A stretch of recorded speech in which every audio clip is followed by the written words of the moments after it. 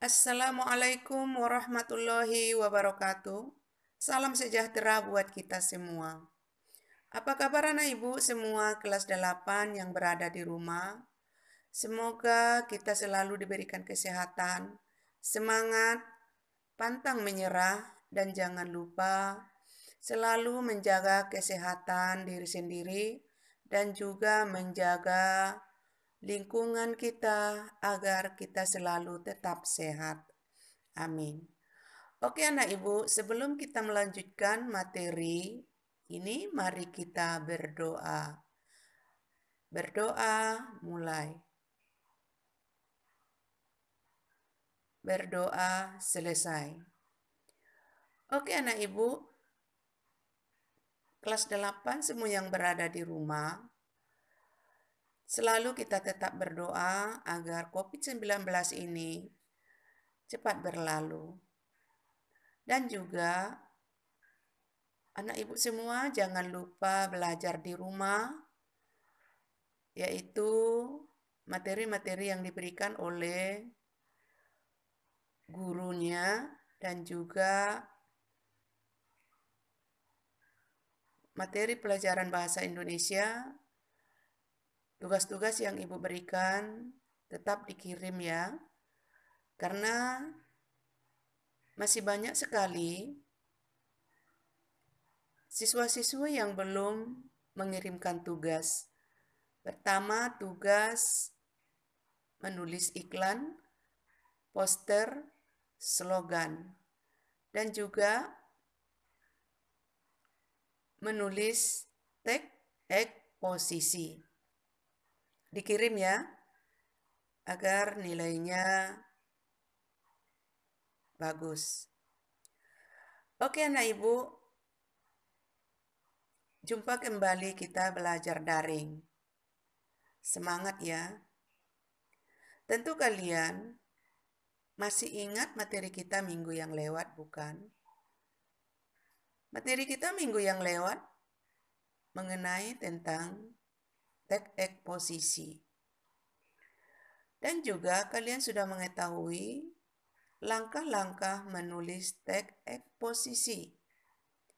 Dan juga kalian sudah menulis tag eksposisi. Sebagian kalian sudah ada yang mengirim tag eksposisinya.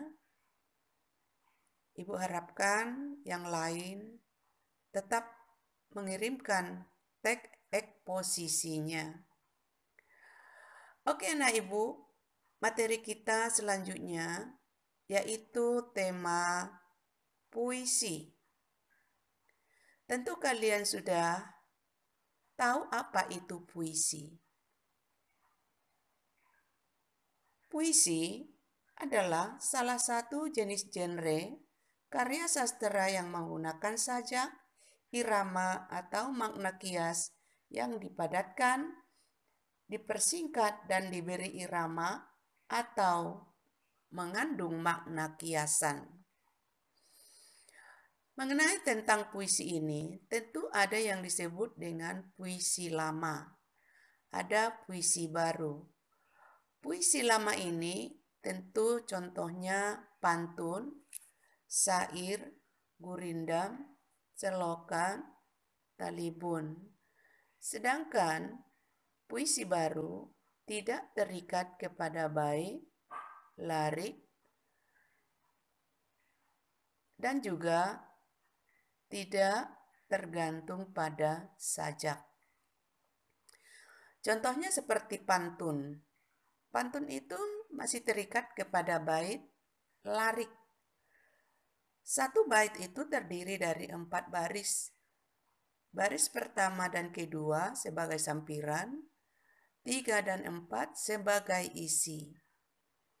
Sedangkan sajaknya AB-AB, sedangkan syair juga satu bait terdiri dari 4 baris. Baris 1, 2, 3, 4 sebagai berisi atau bersajak A, A, A, A. Sedangkan gurindam 12 terdiri dari 2 baris 1 bait. Oke anak ibu, sekarang mengenai tentang puisi baru. Puisi baru ini tidak terikat kepada baris dan larik. Tentu kalian sudah pernah membaca puisi dan menulis puisi, bukan? Ya, tentu kalian apabila menulis puisi, kalian harus menentukan gagasan. Contoh, kalian menulis keindahan alam. Tentu kalian harus mengamati tentang keindahan alam.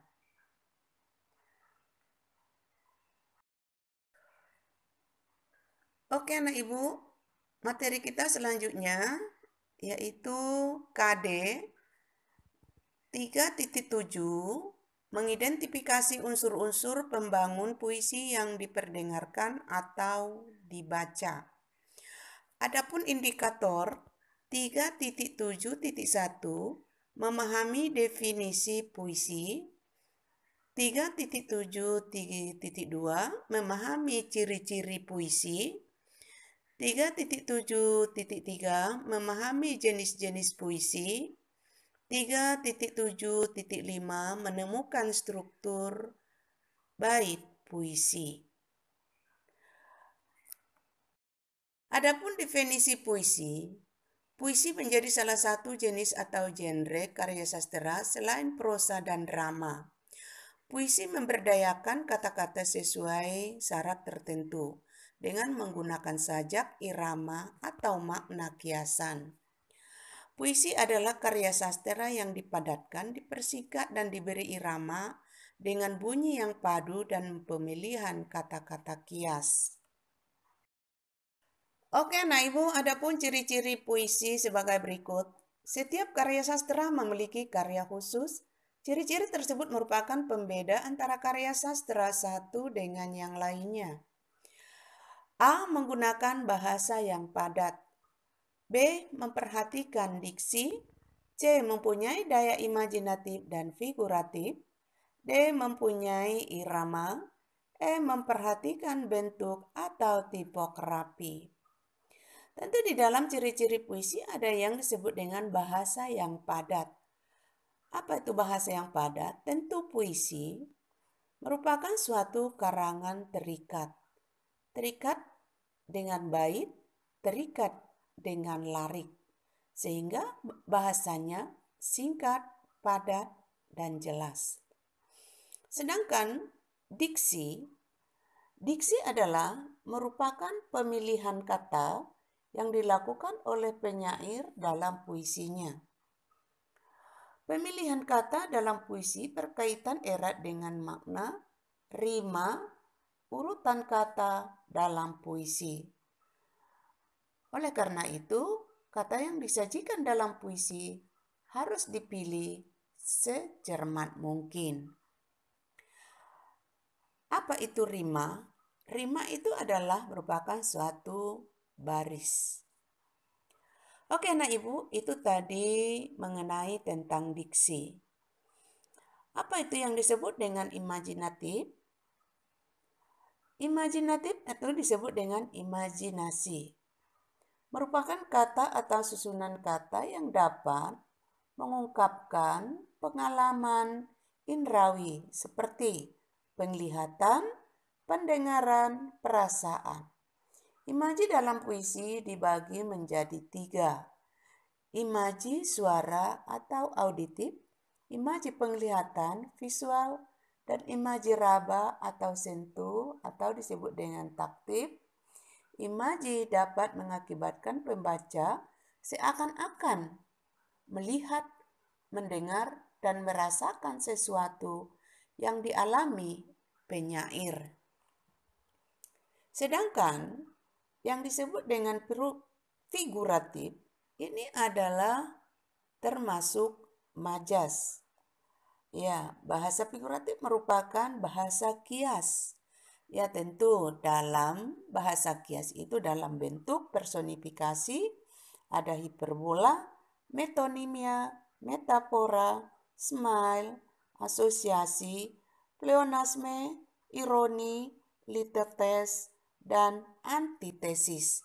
Ini yang merupakan suatu tipokrapi atau disebut dengan gaya bahasa. Selanjutnya, mempunyai irama. Tentu puisi harus mempunyai irama.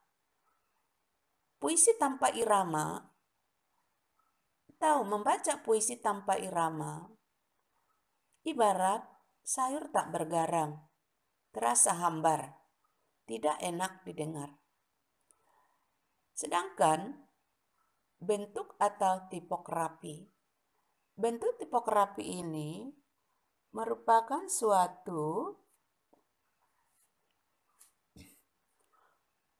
bentuk puisi,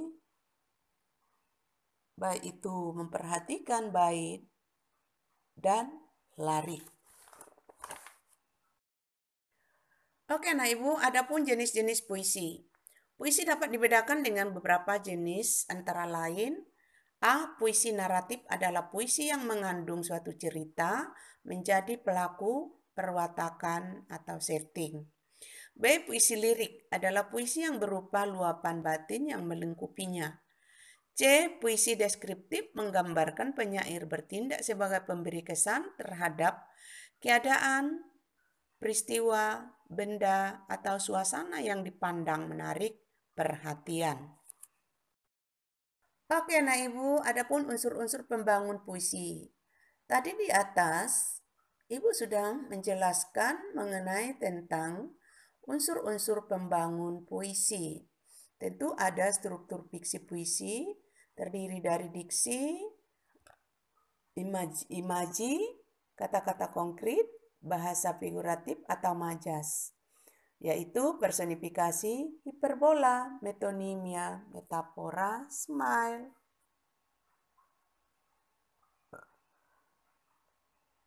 ironi, litotes, dan lain-lain sebagainya. Ini dibaca ya. Oke, nah Ibu, adapun struktur puisi. A. Tema atau makna. Tema adalah gagasan pokok yang dikemukakan oleh penyair melalui puisi. Tema yang terdapat dalam puisi antara lain tema ketuhanan, kemanusiaan, patriotisme, perjuangan, kesedihan, alam, sosial, pendidikan, perpisahan, cinta, dan politik. B. Perasaan. Perasaan penyair dapat diungkapkan melalui puisi. Perasaan penyair akan muncul saat menghadapi sesuatu. Perasaan yang menjiwai puisi antara lain perasaan gembira, sedih, terharu, marah, ketakutan, putus asa, dan sombong. C. Nada atau tune dan suasana. Penyair mempunyai sikap tertentu terhadap pembaca. Sikap penyair terhadap pembaca tersebut diungkapkan dalam nada sehingga tercipta suasana puisi. Ada puisi yang bernada sinis, protes, menggurui, takut, mengejek, mengimbau, dan memuji. D. Amanat. Di dalam puisi tentu mengandung amanat. Dapat disebut pesan atau nasihat dalam sebuah puisi. Amanat merupakan kesan yang ditangkap pembaca setelah membaca puisi. Amanat ditentukan oleh pembaca yang berkaitan dengan cara pandang pembaca terhadap suatu objek. Meskipun demikian, amanat tidak dapat lepas dari tema. Oke, nah Ibu, perhatikan contoh puisi berikut, yaitu di bawah gelombang. Alun membawa bidukku perlahan dalam kesunyian malam waktu, tidak berpawang, tidak berkawan, entah kemana aku tak tahu. jatuh di atas bintang kemilau, seperti sudah berabad-abad, dengan damai mereka meninjau kehidupan bumi yang kecil amat. Aku bernyanyi dengan suara seperti bisikan angin di daun. Suaraku hilang dalam udara, dalam laut yang beralun-alun. Alun membawa bidukku perlahan dalam kesunyian malam waktu, tidak berpawang, tidak berkawan, entah kemana aku tak tahu. Oke anak ibu, perhatikan puisi setiap larik. Tentu kalian menemukan yang disebut dengan tipografi. Yang disebut dengan tipografi tadi adalah merupakan suatu majas. Alun membawa bidukku perlahan. Ini adalah salah satu contoh tipografi atau larik bermajas. Dalam kesunyian malam waktu. Ini juga dalam bentuk tipografi. Jatuh di atas bintang kemilau. Dengan damai mereka meninjau, serta bisik angin di daun. Seperti bisikan angin di daun. Ini adalah termasuk majas. Majas apa? Ini adalah termasuk majas personifikasi. Seperti bisikan angin. Suaraku hilang dalam udara. Alun membawa bidukku perlahan. Dalam kesunyian malam waktu.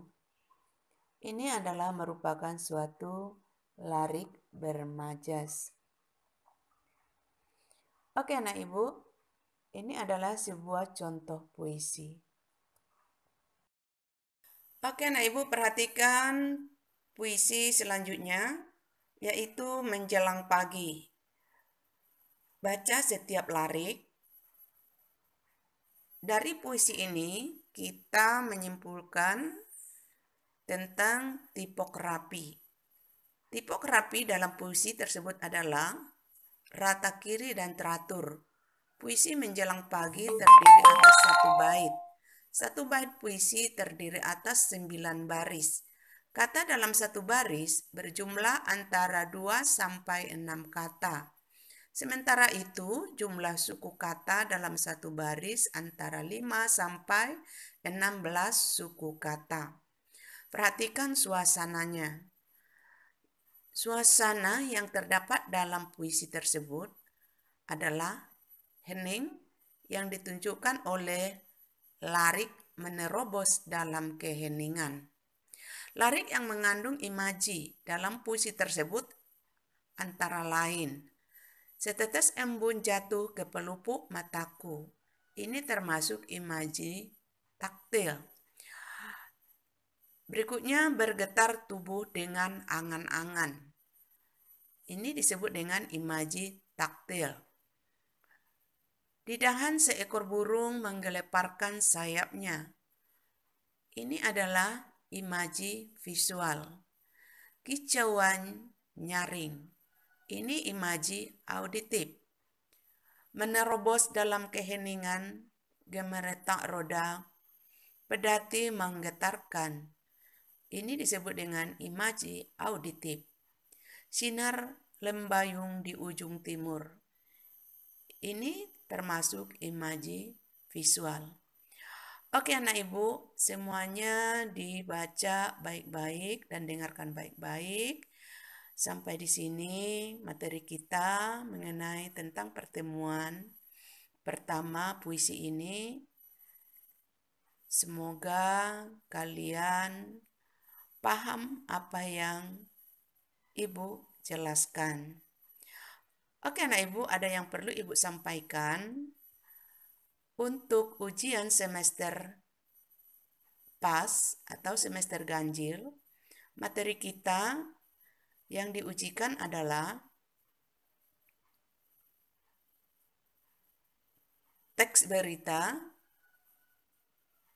teks iklan. Hanya 2 saja. Ya, baca ya kembali materi tersebut di rumah. Oke anak Ibu, sampai di sini dulu pertemuan kita kali ini. Ibu akhiri dengan wabillahi taufik wal hidayah. Wassalamualaikum warahmatullahi wabarakatuh.